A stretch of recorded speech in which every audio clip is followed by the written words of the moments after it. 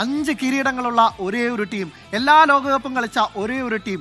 ആ ഒരു റെക്കോർഡൊക്കെ തന്നെ ബ്രസീലിന് മാത്രം അവകാശപ്പെട്ട ഒരു റെക്കോർഡാണ്. ആ കണക്കുകളിലേക്ക് നമുക്ക് പോകാം. പെൻഡ ചാമ്പ്യൻസ് എന്നാണ് അറിയപ്പെടുന്നത്. 5 കിരീടങ്ങളുള്ള ബ്രസീലിനെ ചരിത്രത്തിൽ തന്നെ ഏറ്റവും കൂടുതൽ കിരീടങ്ങളുള്ള ടീമാണ് ബ്രസീൽ. 5 തവണയാണ് അവർ സ്വർണ്ണക്കപ്പിൽ മുത്തമിട്ടത്. ഇതാണ് ആ കണക്ക്. 1958, 1962, 1970, 1994, 2002 ബ്രസീലിന് മാത്രം അവകാശപ്പെടാൻ സാധിക്കുന്ന 5 കപ്പുകൾ. മറ്റൊരു ടീമിനും ഇതേവരെ അതില്ല. ജർമ്മനിയും ഇറ്റലിയും 4 കിരീടങ്ങളുമായി തൊട്ടടുത്തുണ്ട്. ലോക ചാമ്പ്യന്മാരായ, നിലവിലെ ചാമ്പ്യന്മാരായ അർജന്റീനയുടെ പേരിൽ 3 ഉണ്ട്. ഒരുപക്ഷെ ഇത്തവണ അർജന്റീന ഒരു തവണ കൂടി കപ്പെടുക്കുകയാണെങ്കിൽ പോലും അത് 4-ലേ എത്തൂ.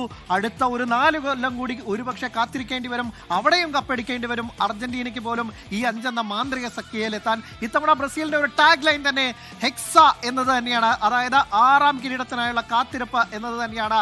പക്ഷേ കണക്കുകൾ പരിശോധിക്കുമ്പോൾ തന്നെ 2002-ലെ കഫുവിന്റെ നേതൃത്വത്തിലുള്ള ആ ടീം കപ്പ് നേടിയതിനു ശേഷം ബ്രസീലിന് അത്ര നല്ല കാലമല്ല എന്നുകൂടി പറയേണ്ടിയിരിക്കുന്നു. അതിനുശേഷം നടന്ന പ്രധാനപ്പെട്ട കഴിഞ്ഞ തവണ ഉള്ള 2006 മുതൽ അവർക്ക് ഒന്നും തന്നെ നേടാൻ സാധിച്ചില്ല. ആദ്യ കണക്ക് ഇതാണ്. 2006-ൽ അവർ ക്വാർട്ടർ ഫൈനൽസിൽ വീഴുകയാണ് ചെയ്തത്. അന്ന് ഫ്രാൻസിനോട് 1-0 തോറ്റ് പുറത്തായത്. ഇനി 2010-ലേക്ക് നമുക്ക് പോവുകയാണെങ്കിൽ അന്നും അവർ ക്വാർട്ടർ ഫൈനൽസിൽ വീഴുന്ന കാഴ്ചയാണ് കണ്ടത്. ഇതാണ് ക്വാർട്ടർ ഫൈനൽസിൽ അന്ന് നെതർലാൻഡ്സിനോടാണ് തോറ്റത്. 2-1 തോറ്റ് പുറത്താവുകയായിരുന്നു ബ്രസീൽ ഉണ്ടായിരുന്നത്. ആ മത്സരമൊക്കെ തന്നെ നമുക്ക് ഓർമ്മയുണ്ടാകുന്നതാണ്.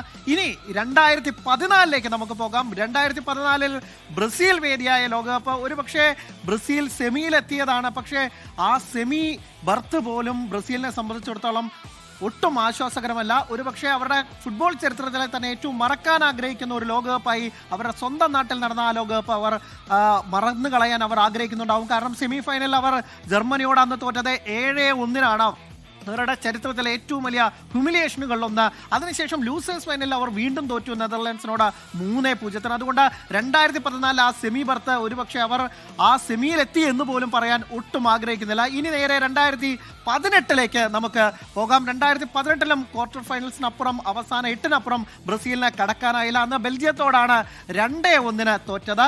ഇനി കഴിഞ്ഞ വേൾഡ് കപ്പ് 2022 വേൾഡ് കപ്പിലേക്ക് പോവുകയാണെങ്കിൽ 2022-ലും ക്വാർട്ടർ ഫൈനൽസിൽ വീഴുകയാണ് ചെയ്തത്. അന്ന് ക്രൊയേഷ്യയോട് പെനാൽറ്റിയിൽ തോറ്റാണ് പുറത്തായത്. അന്ന് നെയ്മറുടെ ഒരു ഉഗ്രൻ ഗോൾ ഉണ്ടായിരുന്നു. അതിലൂടെയൊക്കെ തന്നെ ടീം മുന്നിട്ട് നിൽക്കുന്ന ഘട്ടത്തിൽ നിന്നാണ് പിന്നീട് പുറത്താവേണ്ടും സമനിലയിലേക്കും പിന്നീട് അവിടെ നിന്ന് പെനാൽറ്റിയിൽ തോറ്റ് പുറത്താവേണ്ടിയും വന്നത്.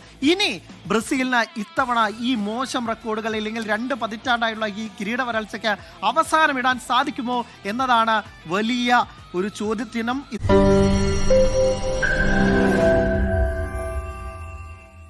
ലോകത്തെവിടെയായാലും ഏത് സമയത്തും 24 വാർത്തകളും ഓഗ്മെന്റഡ് റിയാലിറ്റി പാക്കേജുകളും എക്സ്പ്ലെയിനറുകളും വിശദമായി കാണാൻ ഞങ്ങളുടെ യൂട്യൂബ് ചാനൽ നിങ്ങൾക്ക് സബ്സ്ക്രൈബ് ചെയ്യാം.